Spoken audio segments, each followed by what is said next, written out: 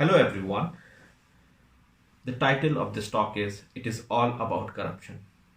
And the purpose of this talk is to make you aware and give you an insight of what corruption is all about.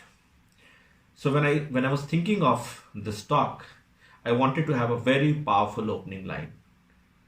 So natural choice was to Google it, and this is what I got.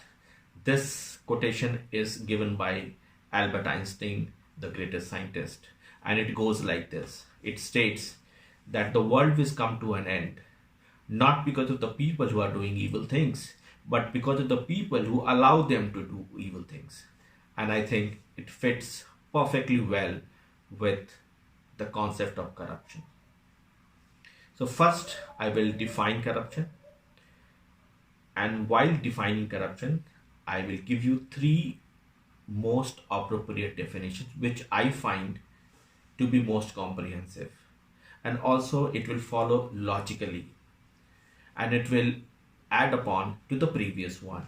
So the first one is widely used by scholars coming from economics background and also by World Bank. And what does it state? It states corruption as misuse of public office for private gain. So there has to be a public office, and that public office has to be misused by an actor for his or her own private gain. And then only we term this act as corruption. The second definition, which is built upon this definition, is widely used by Transparency International, and they bring in the concept of entrusted power. So they state that a person who enjoys certain power and uses and utilizes that power for his or her own personal gain. So how this definition is different from the definition which is used by World Bank? It is different because it is not restricting the act of corruption to only public offices.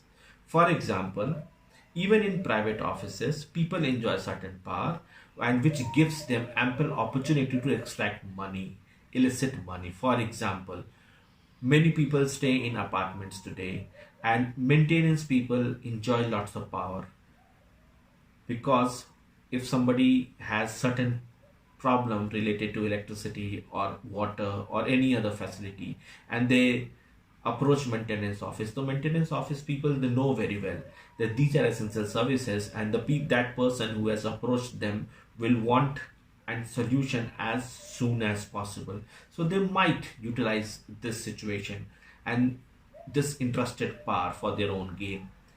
So Transparency International basically does not restrict corruption or corrupt act only to public offices. It broadens its horizon.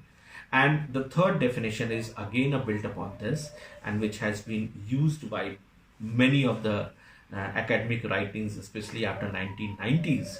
And they bring in the third dimension. And what is this third dimension? That third dimension is of public loss. So this third dimension is that be it institution, be it individual, be it anyone, anyone who enjoys certain power, and that power is being misutilized for personal gain, and while this personal gain is taking place, there is loss, a greater loss to public at large. So this is the most comprehensive definition, which is widely used by people coming from academic background, and which I have also used it in my research on corruption. So in my next talk, I will be talking about and taking you to a historical journey of India. So I will talk about ancient India, medieval India, and modern India, and was there an existence of corruption? If it was, what was its nature?